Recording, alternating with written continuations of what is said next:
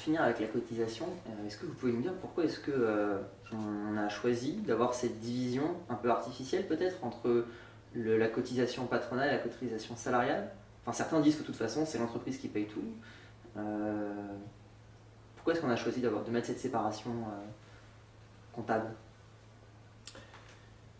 Enfin, c'est dans les prix. Hein. Encore une fois, ça n'est une ponction ni sur le travail ni sur le capital, la cotisation. Hein. C'est un supplément qui reconnaît la valeur produite par les fonctionnaires ou les retraités ou les soignants, enfin tous les chômeurs, enfin tous ceux qui sont payés par la sécurité sociale ou par l'impôt. Alors pourquoi est-ce qu'on a choisi j'en sais rien. Je me souviens de la polémique qu'il y a eu lorsque l'on crée en 1910 les retraites ouvrières et paysannes, qui sont la première forme obligatoire de cotisation, me semble-t-il. Enfin, je ne suis pas tout à fait sûr de moi, mais enfin, à ce moment-là, la CGT est contre le fait que les salariés cotisent, en disant que c'est quelque chose qui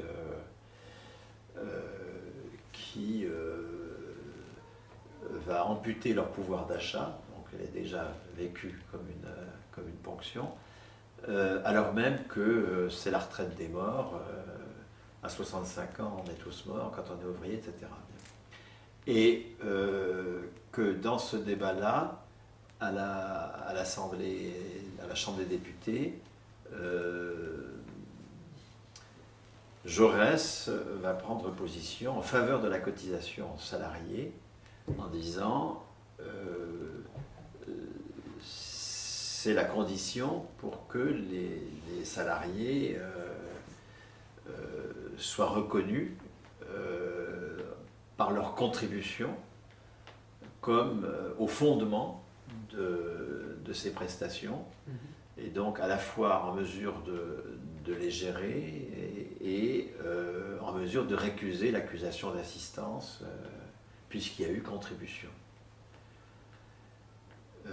Mais encore une fois, le refus comme l'acceptation repose sur une perception contestable de la cotisation, qui fait de la cotisation une ponction et qui la lie finalement avec l'œil capitaliste.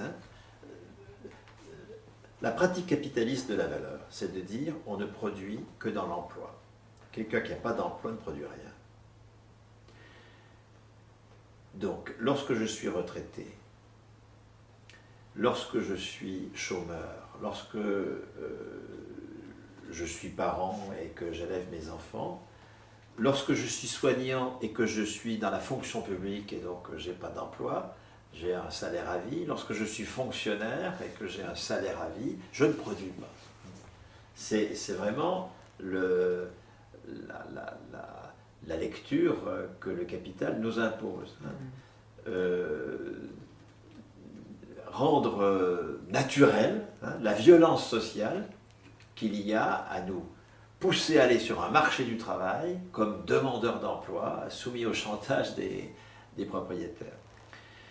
Et dire que la cotisation, c'est une ponction sur mon travail, que je pourrai récupérer lorsque je ne serai plus productif, parce que je serai parent, chômeur, malade ou en retraite, faire donc de la cotisation un revenu différé.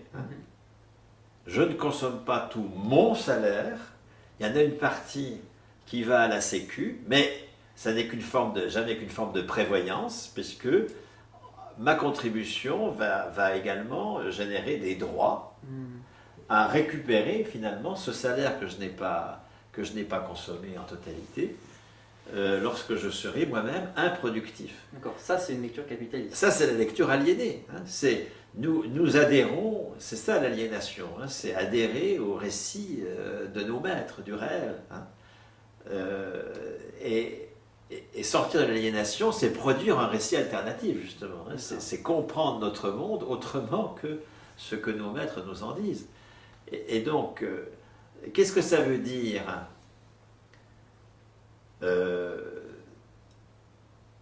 la cotisation telle qu'elle se constitue dans le régime général, par exemple, des retraites, ou la cotisation telle qu'elle se constitue dans l'UNEDIC en matière de chômage. Ça constitue à attribuer un certain pourcentage du salaire à des situations hors emploi. La revendication syndicale en matière de retraite, c'est 75% du salaire brut, c'est-à-dire 100% du net, puisqu'il y a 22-23% de cotisation salariée. Donc la revendication syndicale en matière de retraite, c'est nous devons avoir droit à 100% de notre salaire net à un certain âge, 55 ans, la CGT dit à partir de 82, quand l'ordonnance de 82 rend possible la retraite à 60 ans, sans décote si on a une carrière complète, bien la CGT dit retraite à 55 ans à 100% du meilleur salaire. Revendiquer donc qu'à 55 ans on ait droit à 100% de son meilleur salaire, c'est en même temps introduire une nouvelle pratique du travail. À 55 ans, on ne va pas entrer dans une vie de loisir après une longue vie de travail. À 55 ans, on va évidemment continuer à travailler, mais avec un salaire qui ne sera plus lié à l'emploi, mais qui sera lié à la personne. D'accord. Et donc du coup, on peut travailler différemment, libéré de... Libéré de l'employeur, libéré de l'actionnaire. C'est pour cela que le rapport au travail des retraités est tellement positif.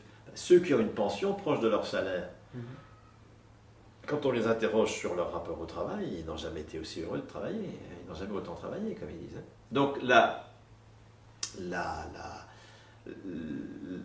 retraite, c'est vraiment une invention particulièrement intéressante, comme la fonction publique, qui attribue du salaire à des gens qui n'ont pas d'emploi, précisément.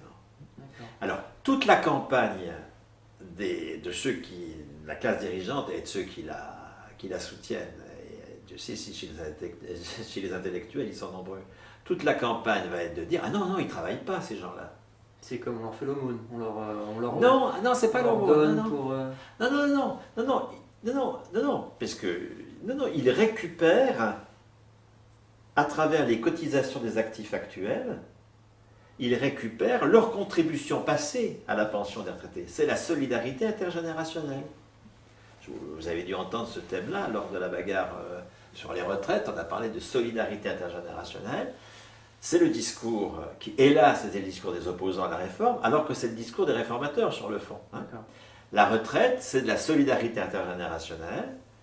Sur ma feuille de paie, il y a une cotisation vieillesse, qui est une partie de mon salaire, mais je ne le dépense pas.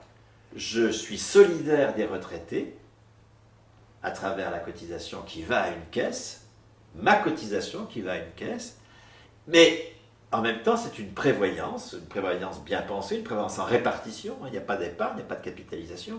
C'est une prévoyance qui m'autorise finalement à récupérer, lorsque je serai moi-même inactif, puisque je n'aurai plus d'emploi, je serai quelqu'un d'utile mais non productif. Vous voyez, on a complètement... comme producteur de voilà, on a intériorisé la définition capitaliste du travail. Eh bien, je récupérerai, il y a un pacte générationnel qui fait que je récupérerai peu ou prou mes cotisations à travers les cotisations des actifs. Les cotisations des actifs, ils seront solidaires de moi. Donc, il n'y a pas d'assistance à cette affaire. Non, pas du tout. Au contraire, nous sommes chez le thème, c'est ce que dit Jaurès.